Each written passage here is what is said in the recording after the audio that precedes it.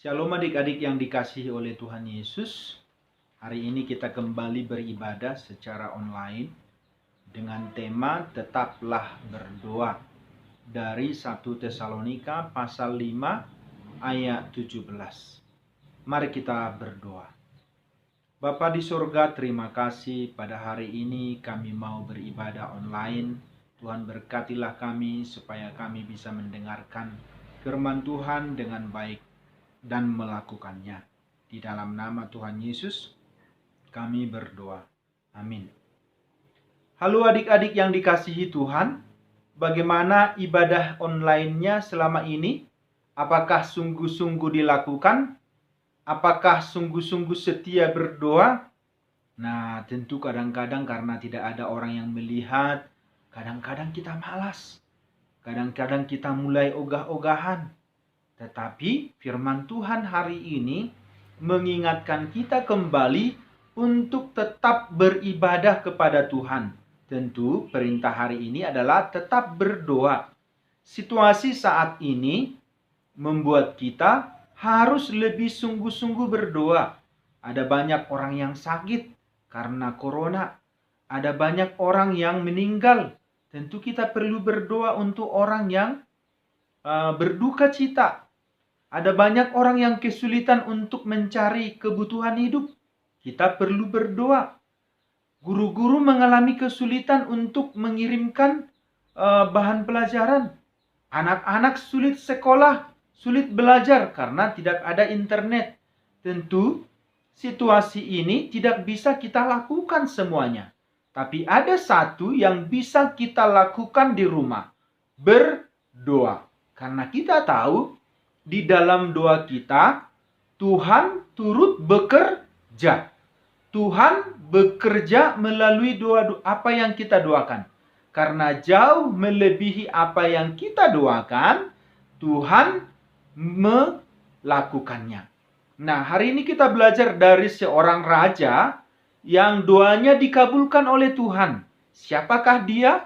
Namanya adalah Raja Hizkia. Raja ini adalah seorang raja Israel.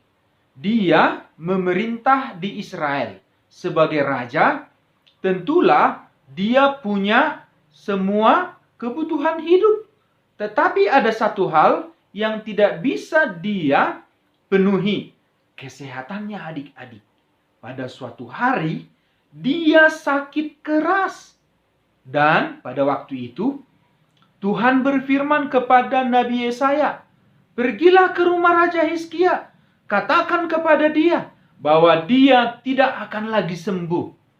Ketika itu, Nabi Yesaya pergi ke rumah Raja Hizkia dan menyampaikan pesan Tuhan.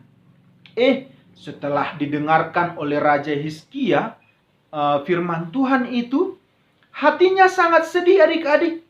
Lalu dia memalingkan wajah ke dinding dan dia berdoa kepada Tuhan.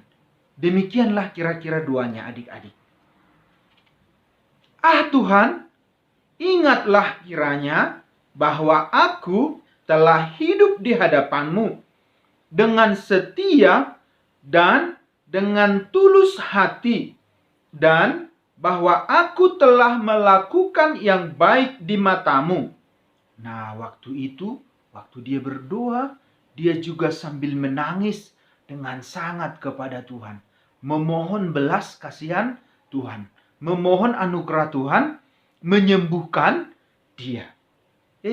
Setelah Nabi Yesaya mau keluar rumah, belum sampai di halaman rumah atau di pelataran rumahnya, tiba-tiba Tuhan berfirman lagi, berbicara kepada Nabi Yesaya. Demikian firman Tuhan kepada Nabi Yesaya. "Baliklah dan katakanlah kepada Hizkia, raja umatku, beginilah firman Tuhan. Raja umatku, beginilah firman Tuhan, Allah Daud, bapa leluhurmu. Telah kudengar doamu dan telah kulihat air matamu. Sesungguhnya aku akan menyembuhkan engkau. Pada hari yang ketiga, engkau akan pergi ke rumah Tuhan. Aku akan memperpanjang hidupmu 15 tahun lagi, dan aku akan melepaskan engkau dari kota ini dari tangan Raja Asyur. Aku akan memagari kota ini oleh karena aku dan oleh karena Daud hambaku. Nah, itu firman Tuhan kepada Nabi Yesaya. Dan firman Tuhan itu disampaikan kembali kepada Raja Hizkia. Akhirnya Hizkia mengalami apa adik-adik?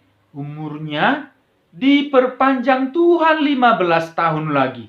Setelah itu doanya dikabulkan, bahwa doa itu dikabulkan bukan karena Raja Hizkia yang baik itu, tapi sepenuhnya karena Tuhan. Karena Tuhan yang berdaulat atas doanya Raja Hizkia dan Hizkia. Apalagi yang ditambahkan Tuhan berkat kepada Raja Hizkia? Nah, kotanya dijaga Tuhan. Kotanya dipagari Tuhan dengan pasukan para malaikat surgawi. Nah, Tuhan melepaskan mereka dari Raja Asyur yang berperang melawan mereka. Nah, adik-adik yang dikasihi oleh Tuhan, kalau kita berdoa kepada Tuhan, bukan saja hanya doa kita yang didengarkan Tuhan, tapi jauh melebihi apa yang kita doakan, dikabulkan oleh Tuhan. Lalu, waktu itu, Raja Hizkia macam tidak percaya adik-adik. Sepertinya nggak percaya dia dengan firman Tuhan. Dia berkata, apalah tandanya kalau aku sembuh? Apalah kira-kira tambahnya kalau aku bisa masih hidup? Nah, firman Tuhan kepada Raja Hizkia kembali